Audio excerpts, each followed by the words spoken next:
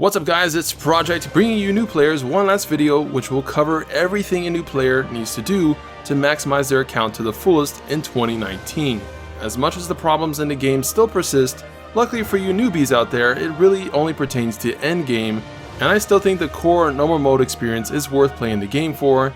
Then you can decide later on if you can handle the snail pace, where it takes weeks to make any significant progress if you're a normal person and can only get so many hours in a day for it. So let's get on with the guide. It's a lot of info to take, and I basically carve out the entire route to the gear wall, so just take the advice little by little as you encounter what I discuss in game. First and foremost, the game is on iOS and Android, but can also be played on emulator, Nox or LD player. Flip a coin, take your pick, both run the game well with a decent PC. I'll leave links to the programs in the description below. The first major thing to get right in the game is selective summon once reaching 1-10. You get 30 rolls containing 10 summons each, but you can only keep one of those rolls. So you keep summoning till you land on a roll of 10 you like. You can also only get one 5-star at most per roll, so new players' best outcome is one 5-star hero. But forget everything you've heard in past videos from other people or even my own Megatips video. It's all wrong and doesn't account for 2019 and what new players start with. You get nothing as a new player as of now, whereas in the past you got lots of goodies before 1-10. Having had multiple accounts, getting to endgame multiple times, I've learned a lot, and the one hero you need to reroll for is Angelica. Skip everything else. Angelica is the best healer in the game, especially after the addition of Hunt 11, where you need water units to complete Wyvern. Angelica seals the deal on that, and is generally the best healer in general. Healer is needed in Abyss, healer is needed in Raid, normal story wants healer for a smooth run through in the last few chapters. Everything centers around healer, and there's limited amounts of them compared to DPS or support units where there's many different choices. Hazel's specialty change was a failure. She's slightly better than before and has her own niche, but still doesn't compete on the level of Angelica or Arcades or Destina. So, snipe Angelica. If you get other units alongside her, that's great, but if not, whatever, continue. It takes 30 to 40 minutes to get to 1-10 and go through selective summon, which is a lot of time to reset an account every single time, but if you truly want to have the best start and plan to play the game for the long haul, then Sez, Ken, Vildred, Asaria, Cid, Karen, and Clarissa alongside Angelica is the best possible pick. If you get any of those units alongside Arcades or Destina, then it's worth moving on without Angelica as well. It's just not the most optimal. Those healers are great, don't get me wrong, but this video is about the best of the best. Get Angelica. If you bust, reset your account and try again. Right now we have a 7-day New Year event where you get a 4 to 5-star ticket after logging in 7 days, so that's a guaranteed 4 or 5-star alongside Angelica if you choose Angelica by herself, so don't fret if you go that route, at least while it lasts. So after selective, let's make a team. I'll link a tier list below in the description. I'm gonna make it loud and clear. This tier list doesn't mean crap. I'm linking it so you'll know roughly how to gear the characters I talk about or that you get from summoning in the future. That's it. Don't pay attention to the rankings, it's mostly irrelevant. But back to the team, you'll want to focus on only 4 units till after beating story. Focusing on a limited amount of characters will ensure progress goes at a decent pace. Don't overspread your resources on other characters besides your core 4. This same sentiment will echo even after beating story. Oh, you got BBK from Moonlight Summon? Congrats! Bench her. You got ML Sez from Mysterious Summon. Explode! Bench him. We want to maximize useful PvE characters only till you max them out, and then you can work on more niche characters for fun. Abyss and Hunt will require specialized characters in some scenarios, but you'll handle that when that challenge comes. For now, focusing on the core 4 will get you far enough. So, we got our Angelica. Who else can we add to the team at the start of the game? Well, if you rolled the other units I mentioned, add them. If not, here are the useful 3-stars you want to use if you get them from summoning. Number 1 is Chloe. After specialty change, she becomes one of the best supports in the game. However, don't use her at the start. She's a post-game character due to her normal form being mediocre unless you have her third awakening, and you won't be able to get her third awakening to around chapter 4 to 6, so bench her for now. Ruzed falls under the same category, but he's less useful for PvE and more useful for PvP after specialty change. So keep these around and send them in dispatch missions once you unlock those to get them some EXP on the side. That's the only reason I'm mentioning them now, so you know ahead of time. These heroes are the other notable 3 stars. Terranor Guard and Carmen Rose are my main picks for start. Terranor provides dual attack chance and is a breaker, that is, providing defense break, the strongest debuff in the game. Carmen Rose is good for everything and is even used in endgame as well. She buffs herself, she does a lot of damage, does stuff to the enemy, is cute, she's one of the best 3 stars. If you don't have these, then pick any of the other 3 stars I mentioned here. The main thing you want in a team is a tank. Angelica fills this role. All healers are basically the best tanks in the game for the most part, so put them as the lead hero, slap Prophetic Candlestick on them if you don't have 5-star artifacts, and they'll do both jobs as healer and tank fine enough. Defense Break, as I mentioned, is the most potent debuff in the game. The more you can apply it reliably, that is units that have low cooldown to apply it, the better. Get a breaker on your team if you can. If not, get an attack buffer on the team. Attack buff is 50% increased attack, which will help mow down enemies. And lastly, someone that can deal a lot of damage. Later on, once you get to chapter 6, you can get Lorena from Connection Quest.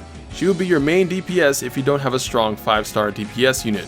She's universally good, universally strong after specialty change, so get her to level 50 ASAP and start that grind. So those are the units you'll use. Pick any that will contribute the roles I just mentioned and start the game. If you don't have any of those characters, then settle with Raz and Mercedes. After selective, it becomes pretty free range. If you want the speediest route to 1010, then only do mainline stages, avoid the side areas except the ones that gift Orbis. You'll need to upgrade your sanctuary with those, which provide lions for promoting, penguins for leveling, sky stones, and many other useful things. First things first, the first Orbis you get, don't spend it. Save it by skipping the tutorial when it shows up. The first thing you want to upgrade to max is Forest Middle Section, and your aim is to put all penguins in this right now. Early on, levels matter much more than fodder, so put penguins, summon them when you earn enough stigma to summon, and level your characters with them as often as possible. Match elements to receive more EXP, example, feed water penguins into Angelica. This will make going through story much smoother early on. After getting to around level 30, however, switch to 2 lions and 1 penguin, so you can promote your heroes to 4 stars using lions, and 1 penguin will complete the daily reputation quest. And you'll keep this setup for a long while, until around chapter 8 or 9 world difficulty, where you'll switch to penguins and just have all penguins, and basically you'll just sell all the penguins every time, so you can earn some gold, because gold sucks in this game. But after reaching level 15-ish for your team, get out of adventure and do lab. Labyrinth is basically how you get gear for a long time. Your goal is to beeline to the golden chest in each map, get the item, then beeline to the boss exit, and proceed to the next lab before reaching -30 morale. Golden chests are one-time things, so zero reason to repeat these earlier labs. Lab keys are limited to 3 and take 24 hours to recharge, so day 1 you should be able to do 3 labs, which will give you an axe and sword that will be your best in slot for your main DPS unit. You'll also get ancient coins. With these, buy some accessories from shop. Do this till you get an amulet and ring to complete sets for all of your 4 characters, then stop wasting coins and save them. You'll get a great speed ammi and a critical ring from lab later on that will basically be your best in slots for weeks, so save coins to upgrade them once you get them.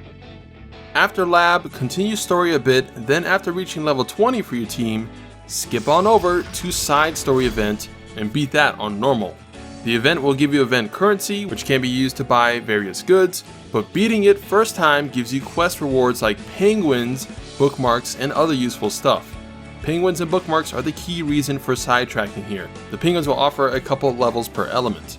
I'll be upfront, you only really want to summon for limited banners. It's the only way not to get screwed over by RNG, but they are few and far between, so my best advice is to never spend sky stones for summoning, only use bookmarks you get from quests or events or abyss to try summoning. If you don't get a 4 or 5 star hero, then move on till you get more bookmarks. You get a free summon each day, and non-limited heroes are added to that pool eventually, so it's smarter to save Skystones for limited banners or refreshing stamina in the late game. Quick note is to never fodder 4 or 5 star heroes unless it's for imprinting them. Most heroes have 2 versions, normal and moonlight, and you can imprint them into either form, so save them even if you think they're a bad character. But now that you've gotten some lab stuff, completed event on normal, the next step is to enter Abyss. Abyss rewards are basically the only generous thing in this game, so you want to climb it as much as you can until you get stuck, which then you'll want to upgrade gear and come back and try again. You can do it 3 times a day, so always do it every day. Afterwards, the next step is to get your main 4 heroes to 3rd Awakening, which will unlock a bonus effect for certain skills. Proceeding story will usually give enough to do this, but if need be, do Spirit Altar till you can't. Beating each stage first time will give you bonus runes from Reputation. Stage 3 is best stage for normal runes, Stage 8 is best stage for triangles, and 10 is best for hexagons, just FYI for later on. Once you're all 3-star awakened, you basically play how you want, till you reach 1010. But Chapter 3S is vital in completing eventually, as it unlocks the best lab stage in the game to farm Wyvern gear, that is, speed, hit, and critical sets. This will be your main source for gearing your characters up enough to take on hunts where you'll transition to them when you can beat them on stage 7 or higher on auto. But the last 3 stages of this lab give level 45 Wyvern gear, hence it's not worth doing stage 5 or lower hunts because the stamina cost is too high for the minor difference in gear level. After a single lab run, you'll usually get 2 to 4 heroic gear drops and ancient coins, and you'll basically repeat these stages for weeks. Nixie's Sanctum is a trash lab, don't bother with doing it. From there, just do lab each day and progress Abyss, beat 1010, cry at your ML summon after buying 5 galaxy bookmarks with the 6 golden transmit stones you get from beating that chapter, and from there begins the hell. No, seriously, things go downhill a bit from here. Your units are max level 50, yet you can't do Wyvern 6 or Golem 7 on auto, you can't get past Silver Rank 2 in PvP, you can't beat Abyss stage 35. This is where the grind starts of slowly acquiring optimal gear and upgrading them to plus 15, slowly farming enough fodder to make your first level 60, slowly farming to get 5th Awakening on your main 4 heroes, slowly completing specialty change quests for your 3 stars. Everything will take weeks to do, but this is the end game, this is a gacha. You slow grind to do everything end game basically.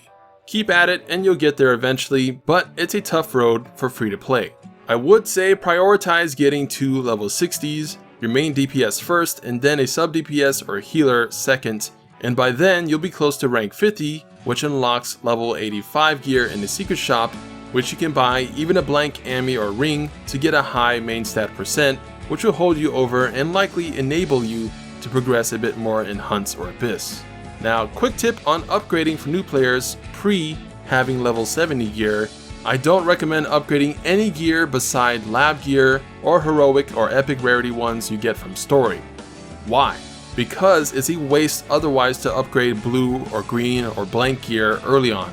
The speed at which you progress by following my tips will make low level stuff you get early on irrelevant, and it's better to save gear to upgrade the lab gear I mentioned or sell for gold. I consistently beat 1010 with unupgraded blue or green gear from drops from story, so it is not needed. And the charms and gold I got was very much needed to upgrade gear I plan to use for the long haul, which is basically the lab gear I mentioned. If you get stuck on a stage in adventure, say chapter 9 against Sigrid or the final boss, simply ask in the new chat feature in-game to add powerful friends so you can use their units to easily kill those bosses in story. Most people will lend a hand. The general strat for those stages is to kill the mobs first against Sigrid or the final boss, as they amplify what the boss can do. And lastly, regarding Mologoras, which are skill enhancers, always try to save up for them and get them, because they're so freaking rare. As far as upgrading, your priority should be to get the healers S3 upgraded 3 times for their cooldown reduction. Forget your DPS, your SES or whatever, healer is most important to skill up first.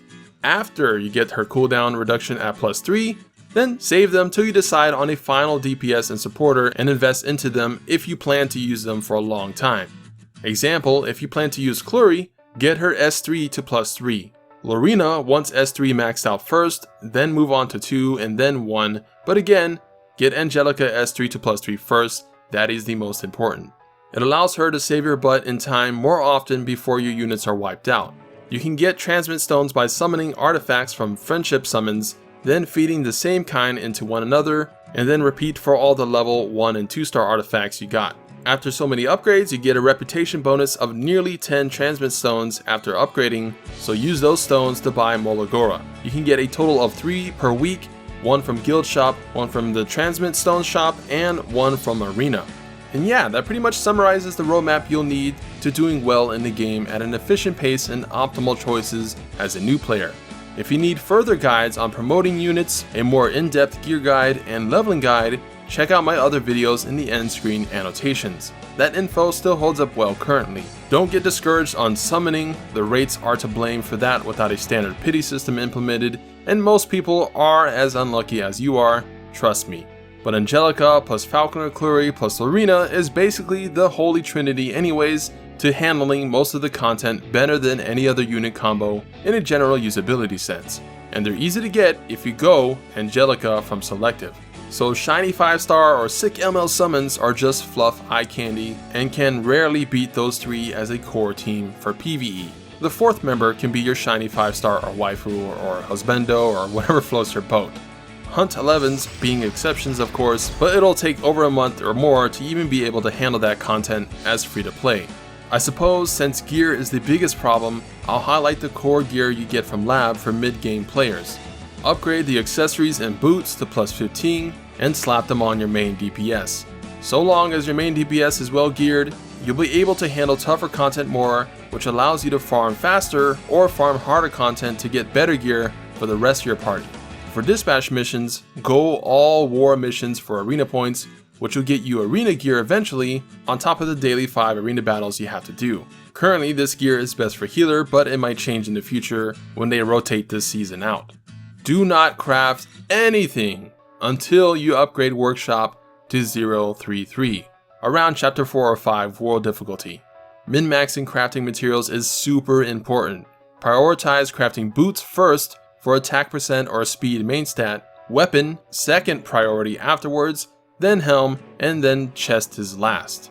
Hunts now drop accessories, but I still think refreshing to buy a level 85 gear from shop for new rank 50 players is still the best option, at least just for your main DPS and or healer, then you can just farm hunts for the rest of your party. But yeah, that wraps up the video, yay, it's over! The end game boils down to grinding to gearing your characters to make them strong and destroy content, and repeat that grind for every new character you summon from future banners or ML summons. So gearing is the biggest hurdle in this game. You know something's wrong when their own community supporter is making petitions for changes in the game against the company. That's a bad sign, but hopefully things work out. And if they do, I'll be back with some more videos for you Epic 7 fans. The game's still fun up until a point, so it's worth trying out regardless of my negative tone. After all, waifu for lifeu. So that's it for the video guys, good luck in the game. If you found the video informative, click that like button. On a rare occasion I stream Epic 7, you can follow me at twitch.tv/ProjectWar. I'll usually stream when a new banner is out, to try to summon for the new hero, and then cry and rage when I don't get them. So follow me on Twitch if you want to see that. And on the small chance I do make more Epic 7 videos on YouTube, you should subscribe for more Epic 7 epicness. Special effects sounds.